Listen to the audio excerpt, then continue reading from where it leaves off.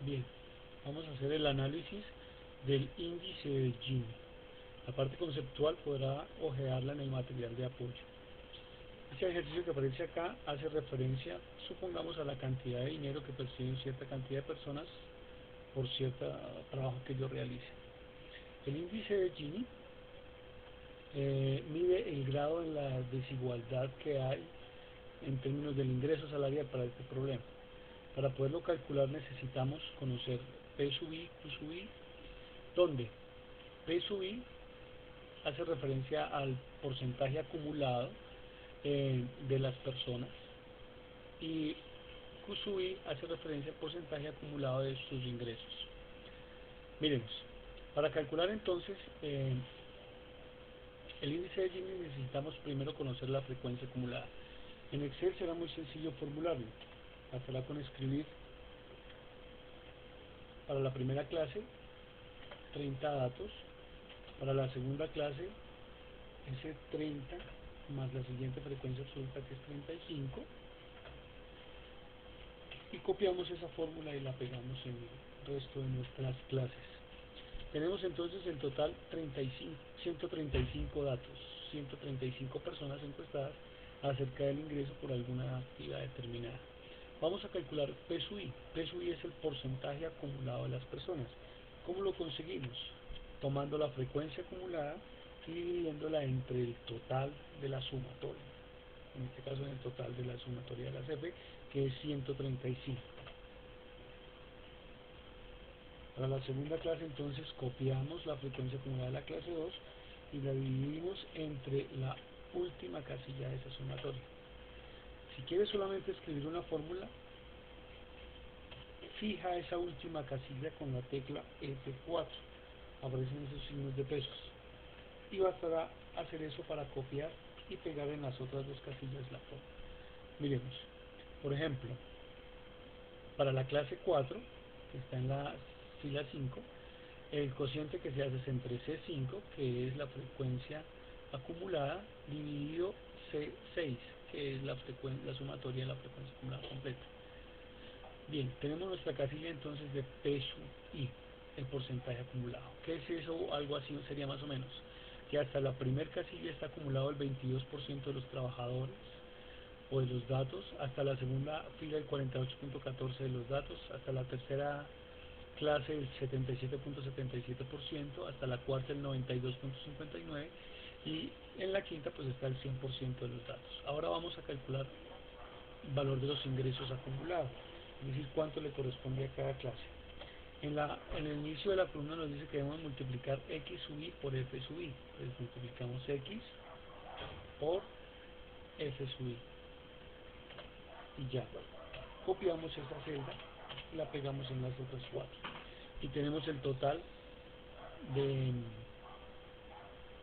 de pagos. Eso es algo así. Para la primera clase, que consta de 30 trabajadores, esos 30 trabajadores reciben en promedio 1.500.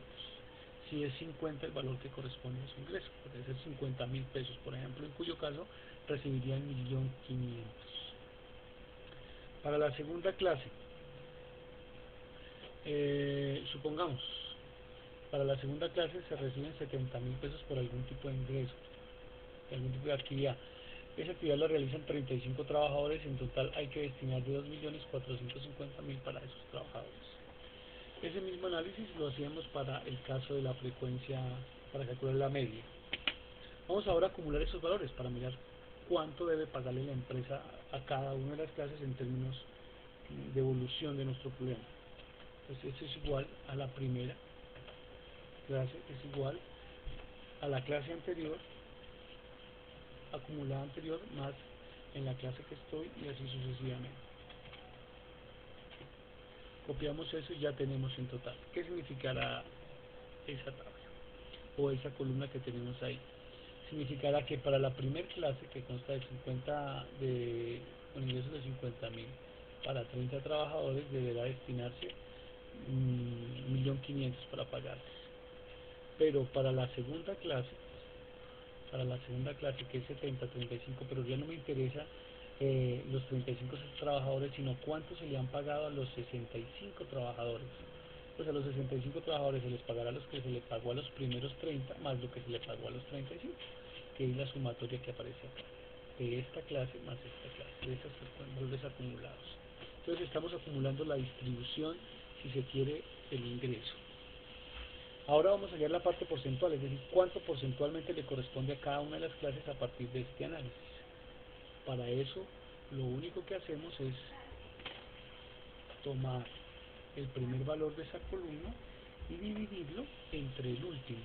Si quieren hacer copiar solo una fórmula, la aseguran con F4. Copian ese valor y lo arrastran para todas las demás celdas. Y entonces tenemos el porcentaje acumulado. Miremos la segunda fórmula. La segunda fórmula hace referencia entonces a 3.950 dividido 11.050. Miremosla en la fórmula.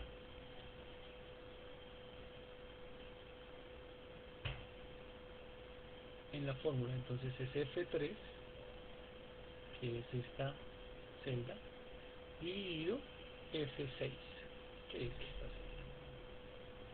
Bien, y así sucesivamente para las dos. La expresión del índice de Gini dice que debo calcular P sub I, o el porcentaje de personas acumulados, ya lo tengo. Q sub I, o el porcentaje de riqueza acumulado o distribución. Miremos qué significa eso hasta ahí. Que para el 22%, para el 22.22% de las personas les corresponde el 13.5% de los ingresos. Al 48.14% le corresponde el 35.74% del total de ingresos. Eso es una muestra de inequidad. La equidad sería clara si al 22% de acá le correspondiera el 22% de los ingresos. Si al 48.14 le correspondiera el 48.14. Sería algo equitativo. En el ejercicio se ve que no hay una equidad. Recuerden que en el ejercicio menciona la posibilidad de trazar una gráfica en la que se visualice la equidad que hay trazando los Q sub I versus los P sub I. Si la curva es una línea, 45 grados, que termine en 1 en cada uno de los casos, esta es la equidad absoluta. La curva de Lorentz manifestará el grado de inequidad que se consigue como esta área ahí subrayada. Y eso es lo que nosotros queremos calcular con el índice de Gini. Para calcular entonces el índice de Gini decíamos, necesitamos calcular P sub I, ya lo tenemos, necesitamos Q sub I, también ya lo conseguimos acá. Ahora necesitamos hacer la diferencia entre estos dos, es decir, la diferencia entre esta columna y esta columna. Eso es entonces igual a los P sub I menos los Q sub I. Esa es la diferencia que hay entre las dos clases, del 8%, si se quisiera para la primera. Copiamos esa fórmula y la pegamos en las demás.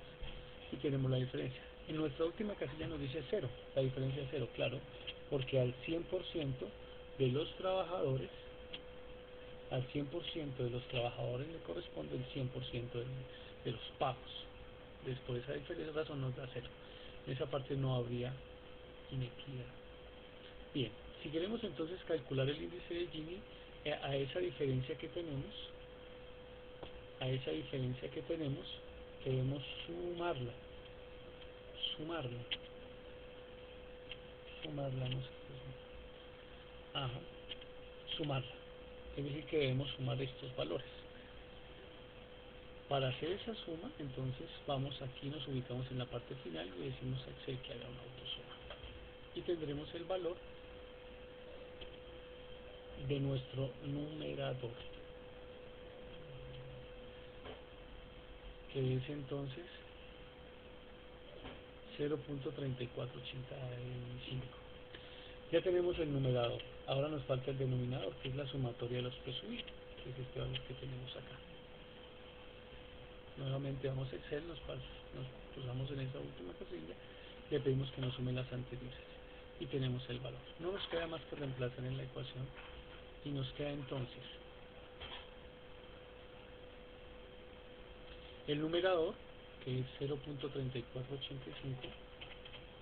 85, 83, 83.878 dividido 3.407407 407 y eso es igual.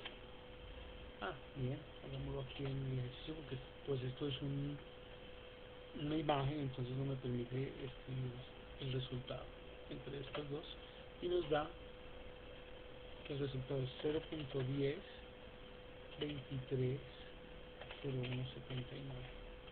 es decir, que hay una inequidad del 10.23%.